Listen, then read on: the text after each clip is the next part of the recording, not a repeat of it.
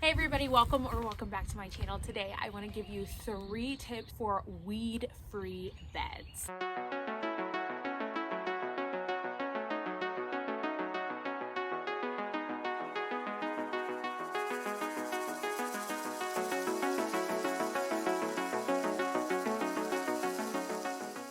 So my first tip is to create a border, just like the one I have right here.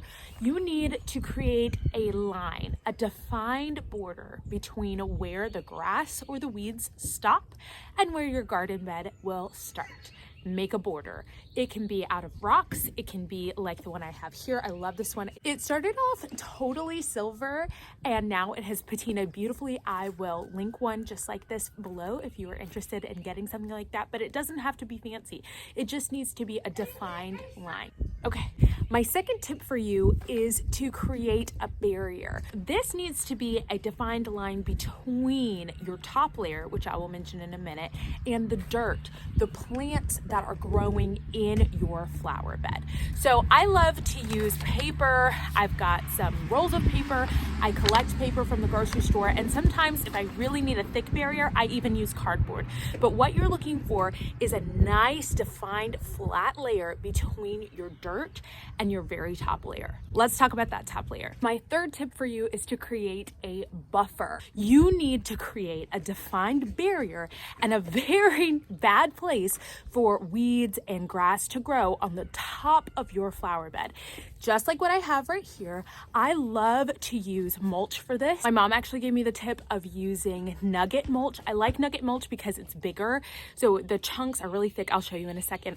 But because it's so big and thick, I'm able to keep it on the top of my flower bed for multiple seasons in a row. I rarely have to replace it. This is the first time I'm having to replace this mulch in 2 years. And it creates the perfect barrier. There goes Leo. Creates the perfect barrier between your dirt and anything that might try to grow on top of that dirt. Instead of being able to grow, it sits right on top of that mulch and you can easily pluck out those weeds and seeds. So now I'm going to show you how I refresh these garden beds and how I put it all together. So here is just a quick view of the before of my garden bed. As you can see, I do the chop and drop method. I have done very minimal weeding in here, and let's see, you could count the weeds on one hand. 1, 2, 3, 4, 5. I've got 5 weeds growing in this whole garden on this whole side, and then I do have a little bit of grass trying to come in from the side right here. I should have gone a little bit closer because we've got Bermuda, and as you can see, Bermuda can really get into any corner. But then I just have one right there. So the weeding is going to be super simple. I'm going to go ahead and pull out all of my weeds first, and then I'm going to quickly pull back. I'll show you how to lay down the paper, and then I will put the mulch on the top. So it's going to be super simple. Okay, what are you doing, Leo? Raking, that's right. So we're raking, and as you can probably see, I'll show you, we've just raked back a layer of the mulch to reveal the dirt again, and now I'm going to lay some paper down where that was and then put some fresh mulch or the old mulch back on top. This is our barrier.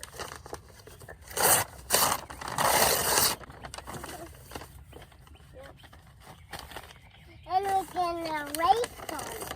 I want to step back on it. Just a minute. Let me get it flat. If you want your barrier to be a little thicker, you could just leave it all in one. But I don't need it to be super thick. And then, yep, here, use your rake. So today I'm just adding an extra layer where I see I'm having trouble with weeds. I'm not doing it everywhere. I'm just doing it in the places where I have extra weeds. I am putting them up. Yes. Okay, so this is the pine mulch that I like to use. I will link a similar one or this exact one in the description below. But let me show you why I like it. I love this stuff because look at the size. There's a comparison for you of the pieces. These pieces are huge. They are not going to quickly break down. has a size. Exactly. Look at the size of that. Right. So they're not going to break down quickly, and that is perfect. This one is like about my size. This one that he's holding is about 1.5 years old. Incredible. It's incredible. It's incredible. Okay, so excuse me, Leo. It's this one I would add. And then this one. Another thing I want to mention is I always try to get dye-free mulch. You can get dyed mulch if that's really what you like, but I try to go as chemical-free as I can in my garden. So having mulch without dye is a good way to make sure that I'm building healthy soil. So something else that you could do for a barrier and to build the health of your soil is to add compost of some sort between, again, your buffer layer and your dirt. So I am trying for the first time this year to do hay. Let me show you what it looks like.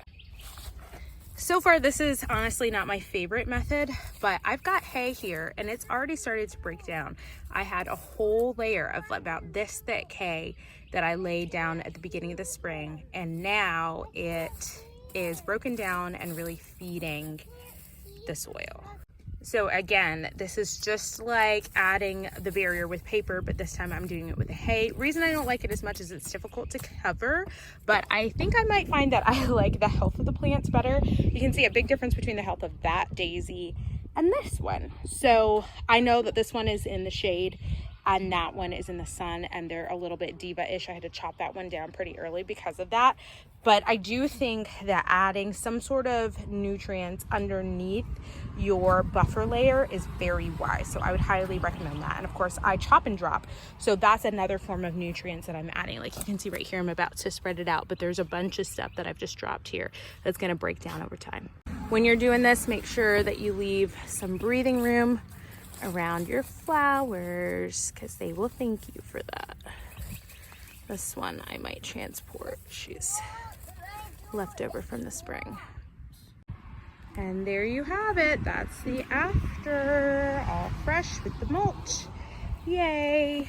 If you would like to know what I plant in my flower beds to have zero maintenance or little to no maintenance on my flower beds, let me know too, because I basically don't touch these. I'm a gardener and I like to put most of my attention in the back. So I really like to have set and forget it flower beds in the front.